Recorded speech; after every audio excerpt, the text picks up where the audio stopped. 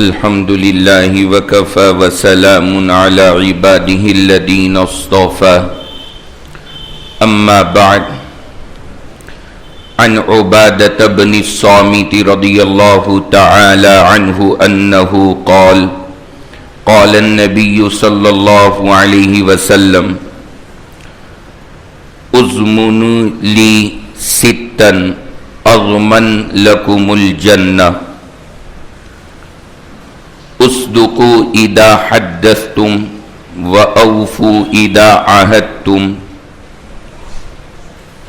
الى آخر الحديث رواه احمد في مسنده او كما قال عليه الصلاة والسلام۔ جمعۃ المبارک میں ایک دو باتوں کا مذاکرہ اس مجلس میں ہوتا ہے۔ اللہ کے پاک پیغمبر جناب رسول اللہ صلی اللہ علیہ وسلم کی ایک حدیث مبارکہ، جس حدیث کو حضرت امام احمد ابن حنبل نے اپنی کتاب مسند احمد میں نقل کیا، اور اس حدیث کو اللہ کے نبی علیہ السلام سے نقل کرنے والے صحابی حضرت عبادہ ابن صامت رضی اللہ عنہ ہیں۔ یہ حدیث پاک بڑی مشہور ہے اور اکثر لوگوں کے سامنے اس حدیث پاک کا تذکرہ آیا ہوگا، لیکن بطور یاد دہانی کے یہاں پر ایک مرتبہ آپ کے سامنے اس کو عرض کر رہے ہیں۔ حضرت عبادہ ابن صامت رضی اللہ عنہ نے اللہ کے پیغمبر جناب رسول اللہ صلی اللہ علیہ وسلم کا ایک ارشاد نقل کیا۔ آپ نے اپنے صحابہ کو ایک نصیحت فرمائی اور صحابہ کے واسطے پوری امت تک یہ پیغام پہنچایا۔ آپ نے کہا اضمنوا لی ستا اضمن لکم الجنہ، تم 6 چیزوں کی ضمانت مجھے دے دو، میں تمہیں جنت کی ضمانت دیتا ہوں۔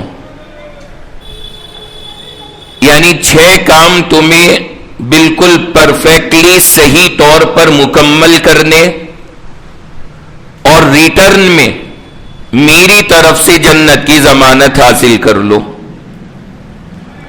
ظاہر سی بات ہے جنت یا جہنم کا معاملہ یہ اللہ کے ہاتھ کا ہے۔ اللہ نے اپنے نبی کو یہ چیزیں بتائی ہوں گی، نبی نے اپنی امت کو بتائی کہ 6 چیزوں پر اللہ کی طرف سے گویا کہ جنت کا وعدہ ہے۔ ان 6 چیزوں میں آدمی اپنے آپ کو مکمل بنانے کی فکر کرے۔ وہ کیا 6 چیزیں بیان کی ہیں وہ میں آپ کے سامنے عرض کر رہا ہوں، جس پر اللہ کے نبی نے اتنا بڑا جملہ فرما دیا۔ یہ کوئی چھوٹی بات نہیں ہے، یعنی اللہ کے نبی فرما رہے ہیں تم ان 6 کی ضمانت دو اور مجھ سے جنت کی ضمانت لے لو۔ یہ کوئی چھوٹی فضیلت نہیں ہے، بہت بہت بڑا انعام ہے، بہت بڑا آفر ہے۔ کیا وہ 6 چیزیں گنوائی ہیں؟ ہم سب کو اس طرح کی یہ چھوٹی چھوٹی باتیں، چھوٹی چھوٹی نصیحتیں اللہ کے نبی کی یاد رکھنی چاہیے۔ پتہ نہیں آخرت میں کون سی نصیحت پر عمل کرنا ہمارا بیڑا پار کرا دے۔ آپ نے ان 6 چیزوں کو گنوایا اور اس میں فرمایا سب سے پہلی چیز آپ نے جو بیان فرمائی اصدقوا اذا حدثتم، فرمایا کہ دیکھو سب سے پہلا کام تو تمہیں یہ کرنا ہے جب بھی تم بولو بات چیت کرو تو ہمیشہ سچ کا اہتمام کرنا، جھوٹ سے بچنا۔ یہ سب سے پہلی چیز ہے۔ سچ کو پابندی سے مضبوط پکڑ لو اور جھوٹ سے اپنے آپ کو دور کر لو۔ اگر ہمیں کہیں پر یہ نظر آتا ہے کہ ذرا سا جھوٹ بول کر کے میں یہاں پر 1,00,000 روپے بھی نفع کے کما لوں گا، وہاں پر اسے چھوڑ دو، اور اگر سچ بول کر ظاہری طور پر آپ کا نقصان بھی ہو رہا ہے اسے برداشت کر لیں، کیونکہ وہ نقصان دیکھنے میں نقصان ہے، جو اس کا ریزلٹ ہے وہ انشاءاللہ خیر ہے۔ کیونکہ اگر ہم جھوٹ کی طرف گئے تو جنت کی ضمانت ختم، یعنی جہنم کا خطرہ ہے، اور اگر ہم سچ کی جانب گئے تو جنت کی ضمانت ہے۔ تو ظاہر سی بات ہے جنت کی ضمانت سے بڑی کامیابی ایک مسلمان کے لیے کیا ہو سکتی ہے؟ تو اس بنیاد پر سب سے پہلی چیز بیان فرمائی، سچ کو لازم پکڑنا اور جھوٹ سے اپنے آپ کو بچانا۔ جب بھی بولو سچ بولو، یہ ان 6 میں سے فرسٹ نمبر پر ذکر فرمائی۔ اس کی تاکید اور اہمیت ہمیں سمجھنی چاہیے۔ اور ایک حدیث کے اندر تو فرمایا، صحیح البخاری کے اندر حدیث ہے، اللہ کے نبی علیہ السلام کا ارشاد ہے، نقل کرنے والے حضرت عبداللہ ابن مسعود ہیں، بڑے درجے کے صحابی۔ اللہ کے نبی نے فرمایا، ان الصدق یہدی الی البر وان البر یہدی الی الجنہ۔ سچ آدمی کو اچھائیوں کی طرف لے کر جاتا ہے اور اچھائی انسان کو جنت تک پہنچاتی ہے۔ وَإِنَّ الْكِذْبَ يَهْدِي إِلَى الْفُجُورِ وَإِنَّ الْفُجُورَ يَهْدِي إِلَى النَّارِ۔ فرمایا جیسے یہ سچ آپ کو نیکیوں پر لائے گا اور نیکیاں جنت تک لے جائیں گی، اسی طرح جھوٹ آپ کو گناہوں تک لائے گا اور گناہ آپ کو جہنم تک پہنچا دیں گے۔ تو بندہ اس لیے اس بات کا اہتمام کرے کہ ذرا سے لالچ میں، ذرا سے بینیفٹ میں، جو ہمیں ظاہری نفع کہیں 2-4 روپے کا نظر آ رہا ہے، اس کے چکر میں بندہ جھوٹ سے اپنے آپ کو بچائے۔ ظاہری نقصان ہوتا ہے برداشت کر لے، اور یہ بات ہمیشہ ذہن میں رکھے کہ کتنا بھی بڑا نقصان ہو، لیکن اگر مجھے اس کے بدولت جنت حاصل ہو رہی ہے تو وہ میرا فائدہ ہے۔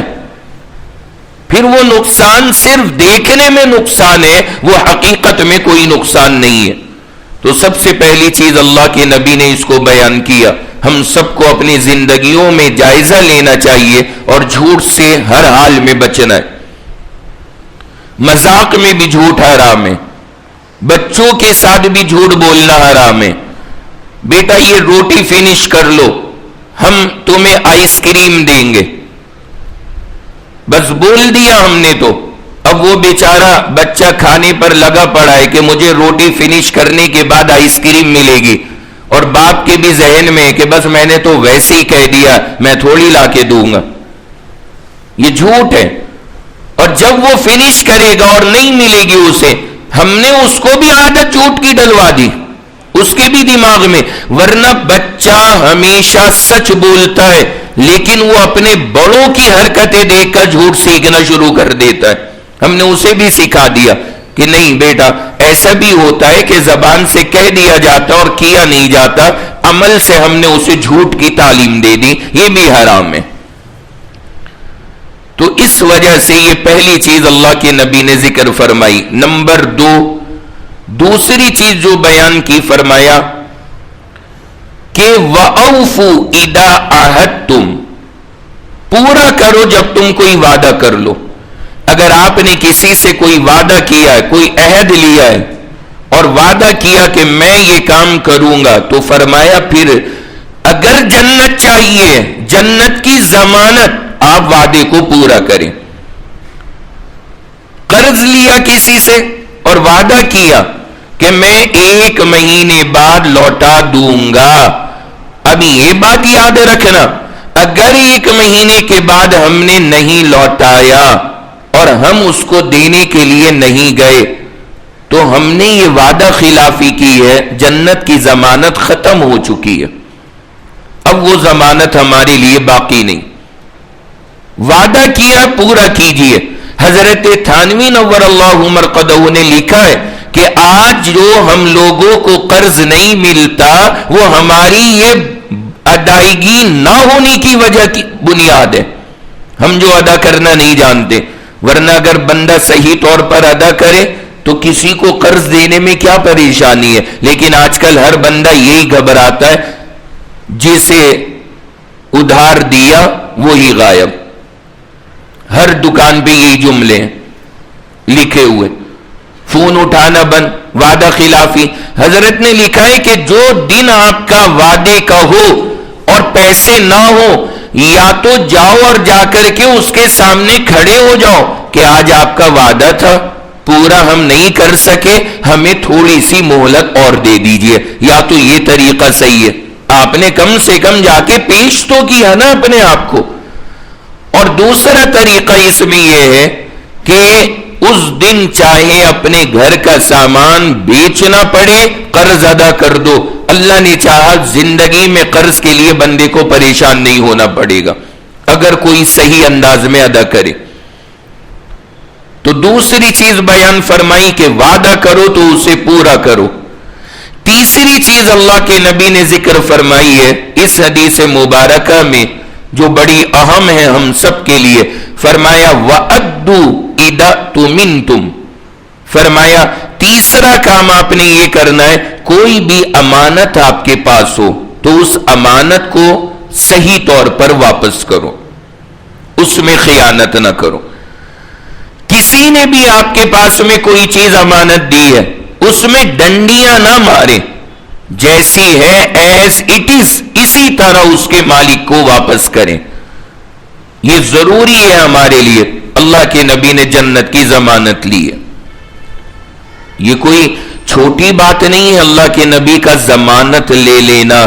لیکن یہ کام بھی اتنے آسان نہیں ہے جو اللہ کے نبی نے 6 بیان فرمائے. ہمت چاہیے اور بندے کا جگر گردہ ہونا چاہیے، تب وہ جھوٹ سے بچے گا، تب وہ وعدے پورے کرے گا، تب وہ امانتوں کو ادا کرے گا. نمبر 4، چوتھی چیز آپ نے بیان فرمائی وَاحْفَظُوا فُرُوجَكُمْ. نیو جنریشن جو ہماری ہے، جو یہ ٹین ایجز ہیں، یہ خاص طور سے سنیں. فرمایا اپنی شرمگاہوں کی حفاظت کرو تب جنت کی ضمانت ہے، اور اگر شرمگاہوں کا مس یوز کیا فرمایا جنت کی ضمانت نہیں ہے.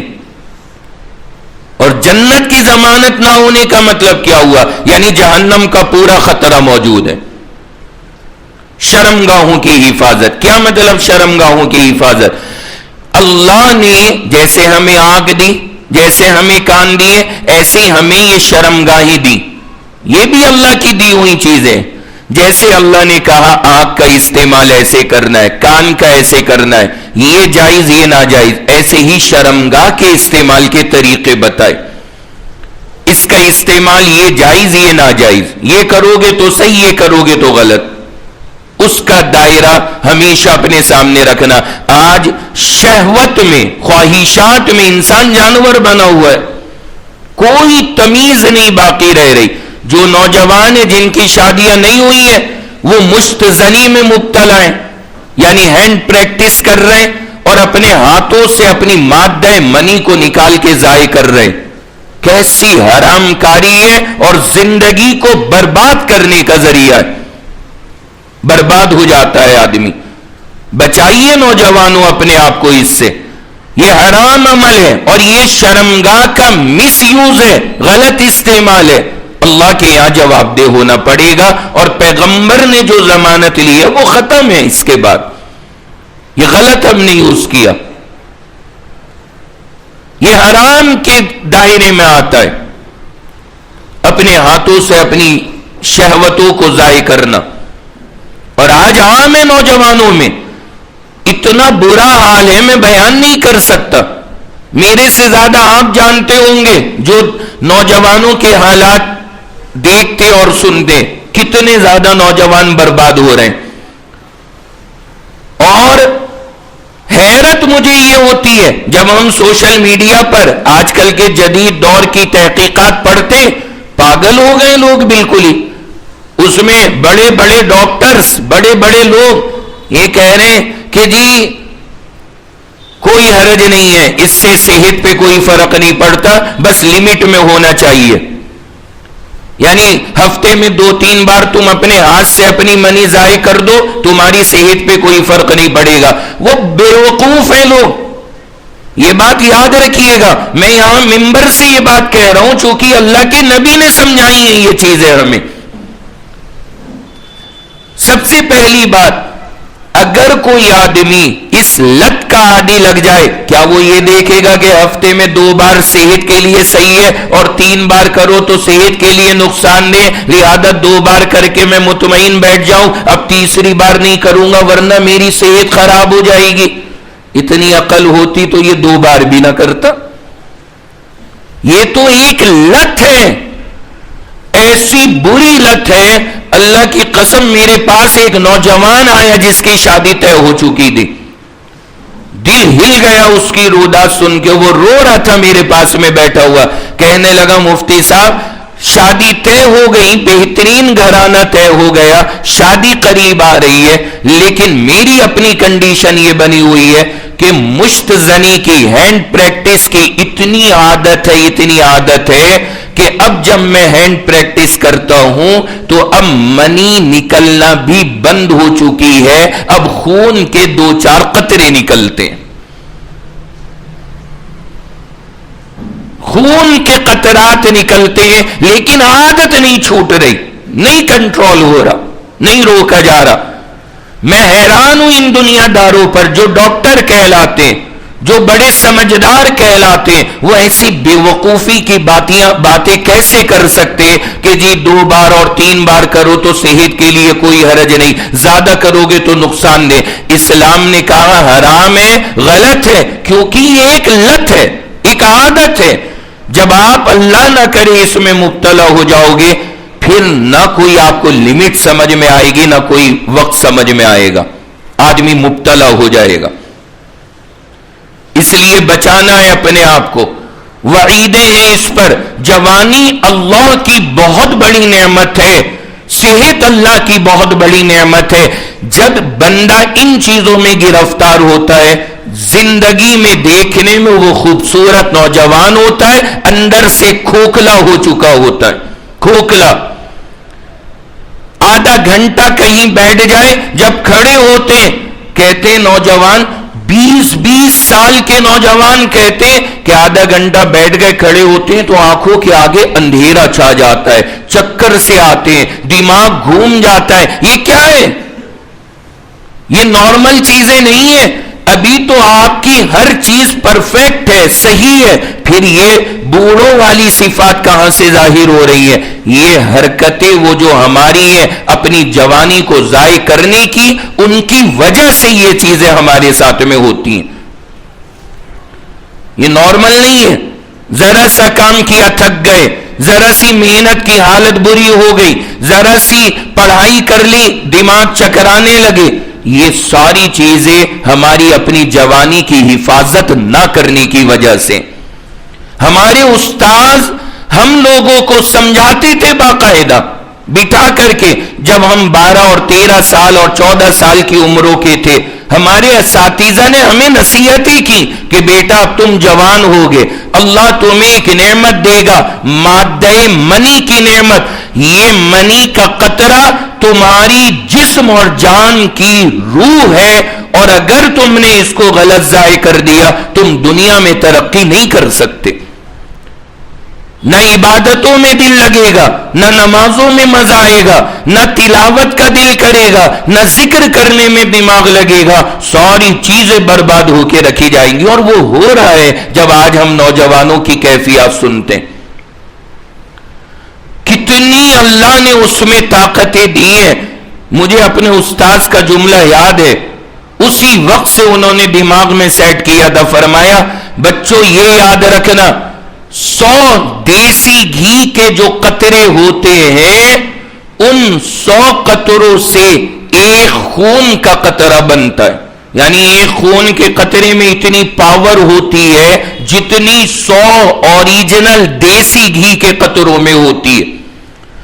اور 100 خون کے قطروں سے اللہ تعالیٰ ایک منی کا قطرہ پیدا فرماتے ہیں. آدمی اندازہ لگائے اور سوچے میرے پیارے نوجوانوں جو اس لت میں گرفتار ہو، خدا کے لیے میں تم سے کہتا ہوں ایک مرتبہ تم نے اگر یہ حرکت کر کے اپنی منی کو ضائع کیا، آپ اندازہ لگاؤ تم نے اپنی بدن، اپنی باڈی، اپنی صحت کا کیسا بیڑا غرق کر لیا۔ کہاں سے ہم اتنی طاقتیں لائیں گے؟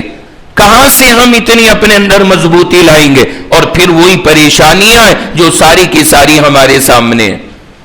تو اللہ کے نبی نے یہ نصیحتیں فرمائی، میں چاہ رہا تھا کہ یہ ساری عرض کروں، یہ ابھی چوتھی میں نے آپ کو سنائی ہے، باقی ابھی چوتھی کی بھی ایک دو باتیں باقی رہ گئی ہیں، وہ بھی میں انشاءاللہ اور باقی کی دو پوری آئندہ ہفتے کروں گا۔ بتانے کا مقصد یہ ہے کہ میرے پیغمبر نے ان کو ضمانت قرار دیا اور فرمایا تم ان چیزوں کی ضمانت لو، میں جنت کی ضمانت لوں گا۔ تو یہ کوئی معمولی باتیں نہیں ہے، ہم سب کے لیے قابل عمل ہیں۔ آج یہ چار چیزیں بتائی ہیں آپ حضرات کو، زبان کی جھوٹ سے حفاظت کریں یعنی سچ بولیں اور وعدے پورے کریں، اور تیسری چیز بتائیے امانت میں خیانت نہ کریں، اور نمبر 4 شرمگاہوں کی حفاظت کریں۔ شرمگاہ کا مس یوز ایک تو آج بتایا اور انشاءاللہ جو ہے وہ آگے عرض کروں گا۔ اللہ سے میری دعا ہے اللہ مجھ کو، آپ سب کو، پوری امت مسلمہ کو اور خاص طور سے ہمارے نوجوانوں کو اپنی جوانیوں کی حفاظت کی توفیق نصیب فرمائے۔ وآخر دعوانا ان الحمد للہ رب العالمین۔